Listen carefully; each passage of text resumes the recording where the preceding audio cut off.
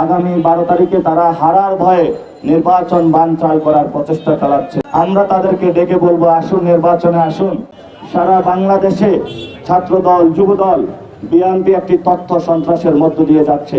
যে তথ্য সন্ত্রাসের মূল এজেন্ডা হলো 11 দলীয় জোটের যে জয় জয়কার পুরো বাংলাদেশে শুরু হয়েছে সেটাকে কোনোভাবে ঠেকানো। তারা যখন ভোটে ভয় পাচ্ছে, এখন তারা অনলাইনে তথ্য সন্ত্রাসের আশ্রয় নিয়েছে। তারা যখন আগামী 12 তারিখে ভোটে ভয় পাচ্ছে, এখন তারা মাঠে হলো মব সৃষ্টি করছে।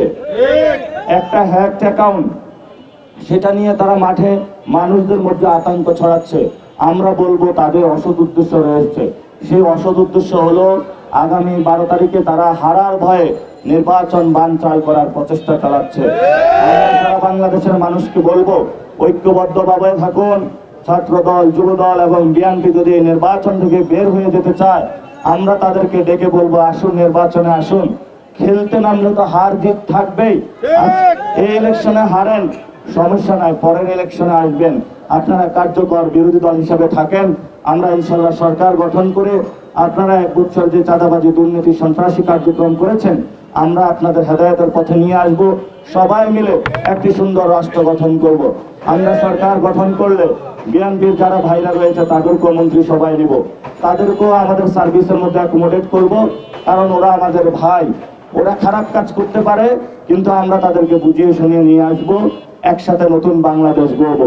আপনারা জানেন, ছাত্র সংসদ, 5টি ছাত্র সংসদে যখন ছাত্রদল গোহারা হেরেছে এবং বিভিন্ন জায়গায় যখন মহিলাদের প্রচারণার মধ্য দিয়ে তারা ঈর্ষান্বিত হয়েছে, এখন তারা বলে যে নারীদের উপর আক্রমণ চালাচ্ছে।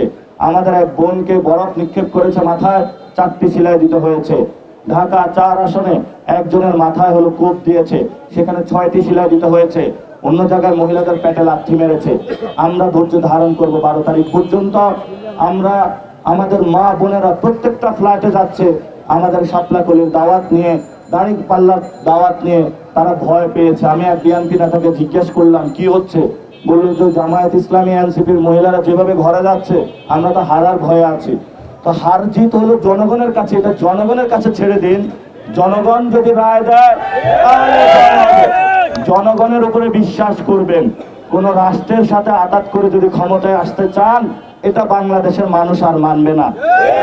যদি কোনো এজেন্সির সাথে, কোন মিডিয়া কোম্পানির মালিকের সাথে আঘাত করে ক্ষমতায় আসতে চান, এটা বাংলাদেশের মানুষ আর হতে দিবে না। যারা মাঠে নেমেছেন ছাত্র দলের বাইরা, লাভ নাই। ভুল জায়গায় ফাঁকা গুলি ছাড়ছেন। বিভিন্ন জায়গায় যেখানে গোল পোস্টে গোল না দিয়ে অন্য জায়গায় গোল দিতে গিয়েছে। সেজন্য তাদেরকে বলবো যে আসুন, ঘরে ফিরে আসুন। ঘরের ছেলে ঘরে ফিরে আসুন, নির্বাচনী কাজে মনোযোগ দিন। মাঠের মধ্যে বিশৃঙ্খল পরিস্থিতি আপনারা সৃষ্টি করবেন না। অগ্রযাত্রা প্রতিদিন, নির্ভীক প্রত্যয়ে উজ্জীবিত।